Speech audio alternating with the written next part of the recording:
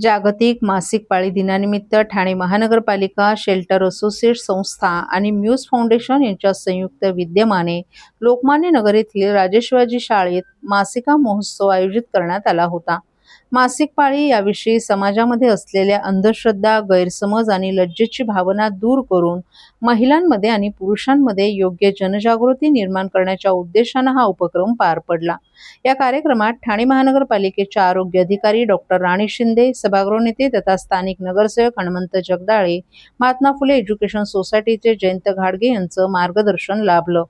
Shelter associate संस्था मागील अनेक वर्षांपासून ठाणे महानगरपालिका क्षेत्रातील झोपडपट्ट्यांमध्ये एक शौचालय प्रकल्प तसंच विविध स्वच्छता अभियान राबवत आहे. त्याचाच एक भाग म्हणून जागतिक मासिक पाळी दिनाचं औचित्य साधून गुरुवारी या विशेष कार्यक्रमाचं आयोजन करण्यात आलं होतं. या कार्यक्रमात मासिक पाळी विषयक गाणी, व्याख्याने, प्रश्नोत्तरे, खेळ तसंच तज्ज्ञांचं मार्गदर्शन अशा विविध उपक्रमांद्वारे उपस्थित नागरिकांमध्ये जागरूकता निर्माण करण्यात आली. कार्यक्रमाच्या सुरुवातीला ज्येष्ठ पर्यावरण तज्ज्ञ विजयकुमार कट्टी यांनी मासिक पाळी संदर्भातील समाजातील अंधश्रद्धा आणि गैरसमज यावर मार्गदर्शन केलं. त्यांनी यूज अँड थ्रो सॅनिटरी पॅड्समुळे पर्यावरणावर होणाऱ्या दुष्परिणामांची माहिती देत पर्यावरणपूरक पर्यायांचा वापर करण्याचं आवाहन केले.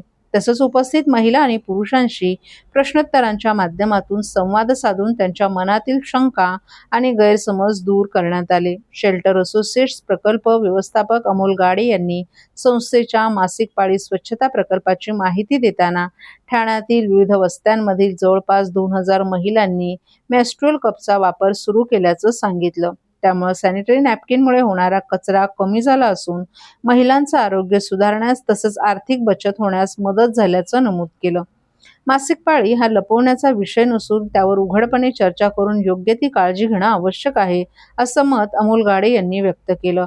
म्यूज फाउंडेशनचे निशांत बांगेरा यांनीही या कार्यक्रमाचं महत्त्व स्पष्ट करत सहभागी झालेल्यांचं अभिनंदन केलं.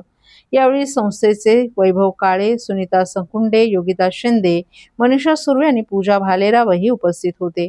जागतिक मासिक पाळी दिनानिमित्त आयोजित करण्यात आलेल्या मासिका महोत्सवात लोकमान्य नगर परिसरातील महिला आणि पुरुषांनीही उत्स्फूर्त सहभाग नोंदवला.